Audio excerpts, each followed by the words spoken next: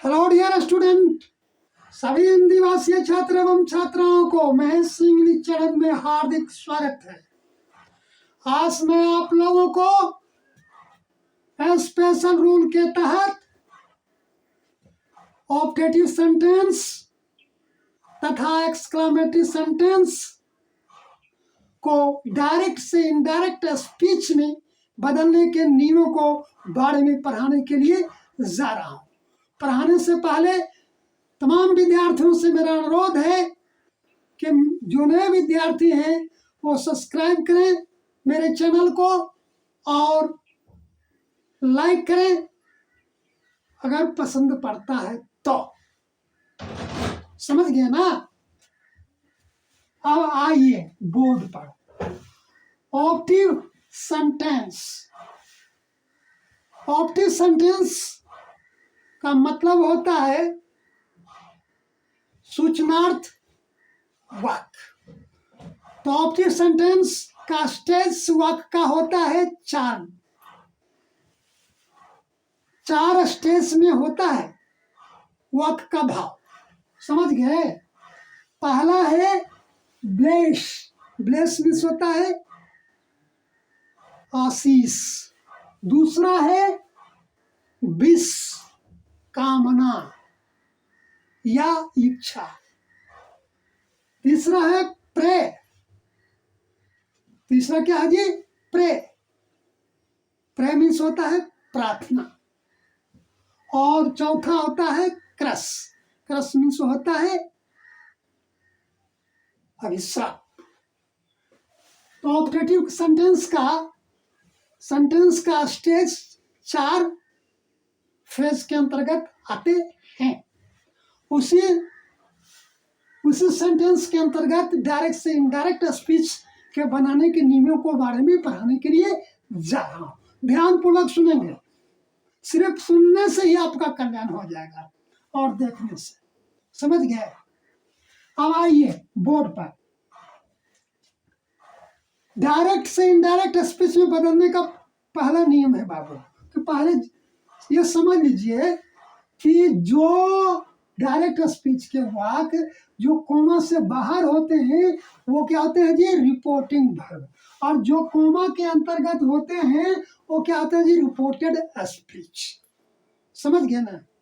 अब आइए, अगर रिपोर्टिंग वर्ब पास्ट टेंस में रहेंगे, समझ गए ना? अगर रिपोर्टिंग वर्ब पास्ट टेंस में रहेंगे तो सेड जो है वो क्या हो जाएगा जी? रिपोर्टेड स्पीच के सेंस के अनुसार, रिपोर्टेड स्पीच के भाव के अनुसार सेड जो है किस में बदल जाएगा जी? बेस्ट में, बिस्ड में, प्रेड में और कास्ट में। समझ गए? पहला। दूसरा है रूल कि इन्वर्टेड कोमा को डैट में बदल देंगे। और तीसरा रूल क्या है जी? कि रिपोर्टेड स्पीच के सेंटेंस को असर्टिव सेंटेंस में रख करके बनाएंगे।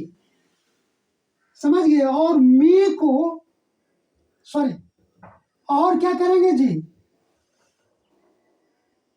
फर्स्ट ऑफ पर्सन यानी चेंज ऑफ पर्सन का रूल प्रयोग करेंगे। क्या करेंगे जी? चेंज ऑफ पर्सन का रूल है ना। चेंज ऑफ पर्सन का रूल, फर्स्ट पर्सन सब्जेक्ट के अनुसार, सेकंड पर्सन ऑब्जेक्ट के अनुसार, थर्ड पर्सन नो चेंज। और तीसरा रूल क्या है इसके अंतर्गत जी? कि रिपोर्टेड स्पीच के सेंटेंस को टेंस के चेंज ऑफ टेंस के रूल के अनुसार से वाक्य बनाएंगे। समझ गए? अब आइए, he said to me, invited comma, may you live long. उसने मुझसे कहा तुम दीर्घायु हो। तो ये वाक्य क्या है जी? आशीर्वाद दिया जा रहा है इस वाक्य के अंदर। समझे? भाव आशीर्वाद का है। समझ गए? तो इसका क्या जो ये तब इसको जब हम डायरेक्ट से इनडायरेक्ट बनाएंगे तो क्या होगा जी, ये जो सेड है वो किस में बदल जाएगा जी, ब्लेस्ड में। तो क्या होगा, ही ब्लेस्ड मी, उसने मुझे आशीष दिया। दैट इन्वर्टेड कोमा के बदली, समझे, फर्स्ट पर्सन सब्जेक्ट के अनुसार, सेकंड पर्सन ऑब्जेक्ट के अनुसार। अब देखिए है ना, यू है ना, सेकंड पर्सन ऑब्जेक्ट के अनुसार, अनुसार क्या हो जाएगा जी, ये हो जाएगा, आई बदल जाएगा। तो क्या हो जाएगा जी, he blessed me that I might live long, उसने मुझे आशीष दिया कि मैं दीर्घायु हूँ। समझे, इस तरह से वाक्य बन। अब देखिए मैं जो है माइट में बदल गया, नहीं टेंस के आधार पर, ये जो है ना पास्ट टेंस में है, हो जाएगा बदल जाएगा जी, उसका टेंस का परिवर्तन होता है। समझा, अगर रिपोर्टिंग वर्ब पास्ट टेंस में रहेंगे तो टेंस चेंज ऑफ टेंस के रूल को अप्लाई किए जाते हैं। समझ गया, तो अप्लाई हुआ है ना। अब आए दूसरा, father said to me inverted comma may you get success, पिताजी ने मुझसे कहे तुम सफल हो। तो इसको कैसे बन जाएगा, आप देखिए, तुम सफल हो, तो सफल हो क्या कहते हैं जी, कामना कर रहे हैं, इच्छा कर रहे हैं मेरे पिताजी।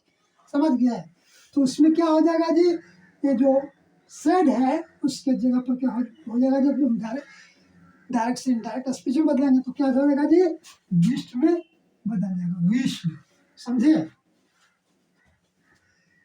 फादर विश्ड मी, फादर ने मुझसे कामना की, that I might get success, मेरे पिताजी, अब देखिए, father wished me that I might get success, पिताजी ने मुझसे कामना की या पिताजी मुझसे इच्छा की कि मैं सफल हूँ, है ना। अब फर्स्ट पर्सन सब्जेक्ट के अनुसार, सेकंड पर्सन ऑब्जेक्ट के अनुसार, जो कि पहले से ही आप लोग जान रहे हैं, इस चीज को उतना बार बार करने की जरूरत नहीं। और तीसरा देखिए क्या है, they said may God save the king, उन्होंने या वे लोगों ने कहा, समझे, उन्होंने कहा, समझे, मे गॉड सेव द किंग, भगवान राजा की सुरक्षा करे, सेव करे, भगवान राजा को बचाए। समझे, यहाँ पर क्या हो जाएगा जी, may God save the king, ईश्वर राजा को बचाए। समझे, अब देखिए ये जो सेंटेंस क्या है जी, ये सेंटेंस क्या दर्शा रहा है, सेंटेंस दर्शा रहा है रिपोर्टेड स्पीच के सेंटेंस ये दर्शा रहे हैं, क्या दर्शा रहे हैं जी, ये दर्शा रहे हैं प्रार्थना ईश्वर से कर रहे हैं। समझिए, बचाने की बात कर रहे हैं। समझे, ये भाव इनका जो है क्या है जी, प्रार्थनात्मक है भगवान ईश्वर से। समझ गए, अब क्या होगा, दे प्रे, समझे, they prayed that God might save the king, वे प्रार्थना किए कि ईश्वर राजा को बचाए। समझ गए। अब चौथा है, he said to her may you die, उसने उसे कहा may you die, तुम मर जाओ।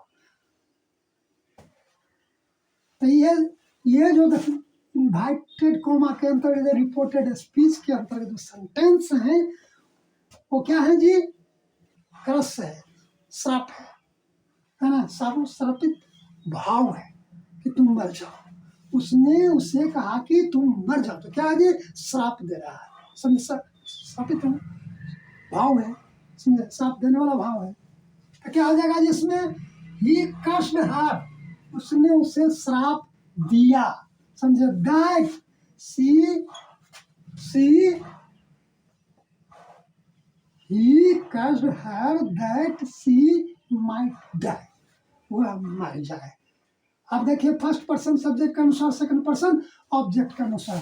यू जो है हर है ना, यहाँ पर हर ऑब्जेक्ट, तो ऑब्जेक्ट क्या बदल गया जी, सी में बदल गया, है ना।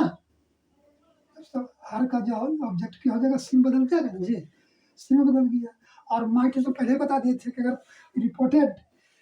अगर रिपोर्टिंग वर्ब पास्ट टेंस में रहेंगे तो क्या होगा जी, रिपोर्टेड स्पीच के टेंस में परिवर्तन होता है। समझिए, ये रूल सबके अंतर्गत अप्लाई किया जाता है अधिकांश वाक्यों के साथ में। समझ गए, तो हुआ है तो इसमें का क्या हो जाता है, माइट। समझ गए,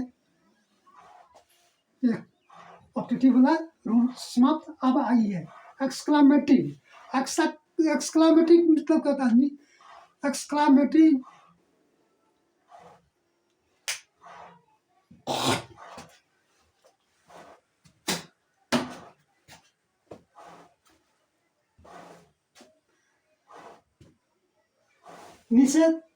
निषेधात्मक वाक्य। समझिए, एक्सक्लामेटरी इसका होता है निषेधात्मक वाक्य। समझिए, अब तब निषेधात्मक वाक्य के अंतर्गत अब देखिए इसमें भी रूल जो है उस अब अलग ढंग का है, उससे अलग है। Ram said to his son, फी इन्वर्टेड कोमा के अंतर्गत। समझे, यू हैव फेल्ट। आप देखिए पहले इसका रूल जान लीजिए तब फिर बनाइएगा। अगर रिपोर्टिंग वर्ब पास्ट टेंस में रहेंगे, तो रिपोर्टेड स्पीच के सेंस के अनुसार, समझिए क्या होगा जी, रिपोर्टिंग वर्ब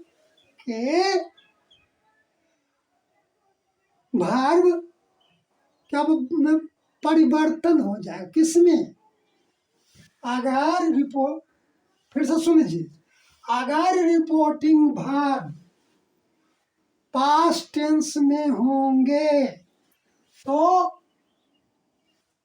रिपोर्टेड स्पीच के सेंस के अनुसार, समझे, रिपोर्टेड स्पीच का वर्ब, समझे, किस में बदल जाएगा जी, एक्सक्लामेट विथ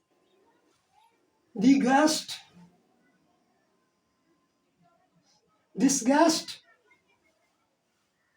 और किस में बदल जाएगा जी, एक्सक्लामेट विथ रिमूव, और किस में बदल जाएगा जी, एक्सक्लामेट विथ सरप्राइज, और किस में बदल जाएगा जी, exclaimed with joy, exclaimed with anger, exclaimed with contempt, और एक्सक्लामेट विथ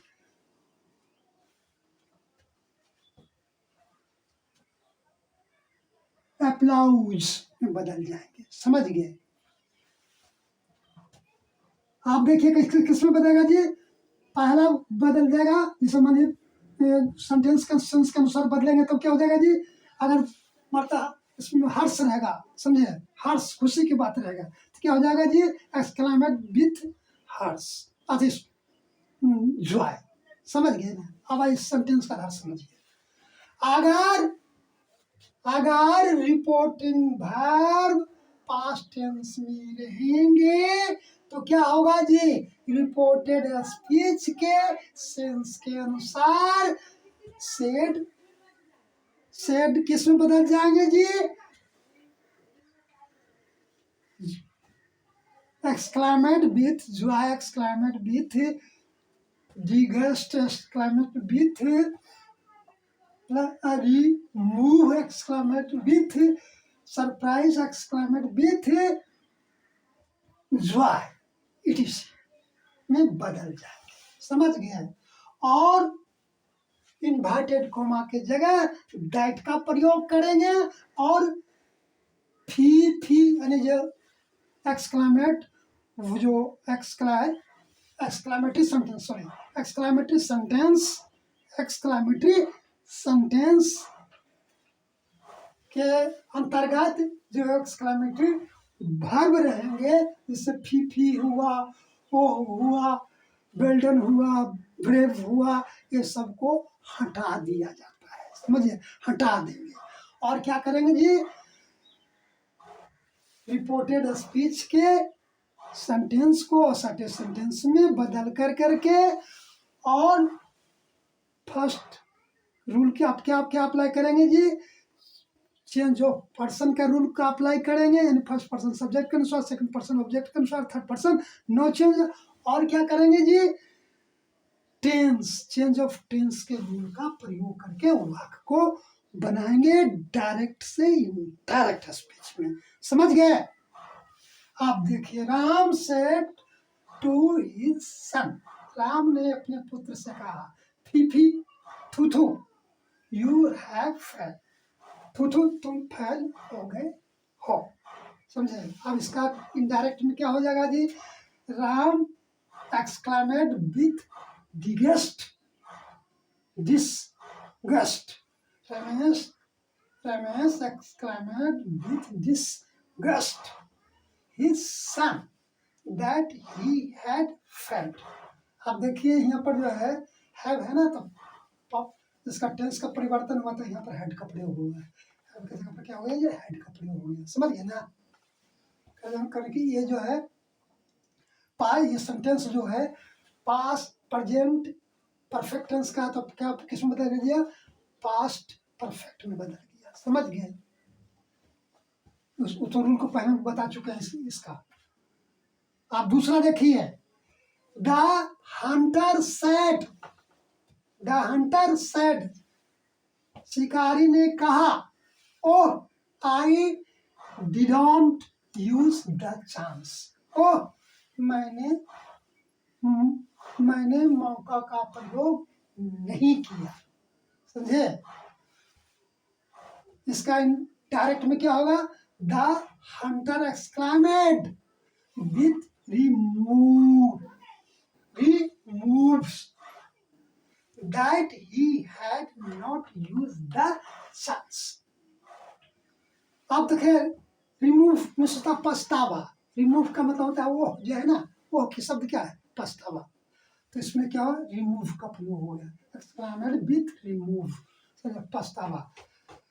शिकारी ने पछतावा किया कि he had not used the, उसने मौका का प्रयोग नहीं किया था, समझे। तीसरा है राहुल सेड, राहुल ने कहा, such a bad road it is, Rahul ने कहा सच में ऐसा खराब रोड, या ऐसा या इतना खराब रोड, इतना खराब रोड है, या इतना खराब रोड है। Rahul said such a bad road it is, सड़क इतना खराब है ना। तो क्या हो जाएगा जी, इसमें देखिए आश्चर्य है, इतना खराब है, आश्चर्य है, समझे। तो क्या हो जाएगा जी, राहुल एक्सक्लेमेड विथ, और सेड की जगह पर क्या हो जाएगा जी, एक्सक्लेमेड विथ सरप्राइज, राहुल ने आश्चर्य किया कि it was an extraordinary bad road. अब देखिए, एक्सक्लेमेटरी सेंटेंस में जब डायरेक्ट से इनडायरेक्ट स्पीच में बदलते हैं, तो उसमें एक नियम और अप्लाई किया जाता है। क्या किया जाता है जी, कि सेंटेंस को, एक्सक्लेमेटरी सेंटेंस को क्या किस में बदल दिया जाता है? असर्टिव सेंटेंस में। तो यहाँ देखिए बदल दिया गया असर्टिव सेंटेंस में। क्या हो गया? It was N actually A bad road. यह अत्यधिक खराब रोड था। समझे? उसने Rahul exclaimed with surprise. Rahul ने सरप्राइज मैंने आश्चर्यजनक रूप से कहा कि यह रोड अत्यधिक खराब था। चौथा है ही सेड, उसने कहा how beautiful the girl is, कितना सुंदर लड़की है। ये क्या है जी? जॉय, आनंद है, कितना सुंदर लड़की है। समझे? इसमें क्या हो जाएगा जी? सेड की जगह पर एक्सक्लेमेशन विथ जॉय का प्रयोग करेंगे। He said exclamation with Joy that the girl was very beautiful. He exclamation, उसने आनंद भाव से, मतलब कि हर्ष भाव से कहा कि लड़की बहुत सुंदर थी।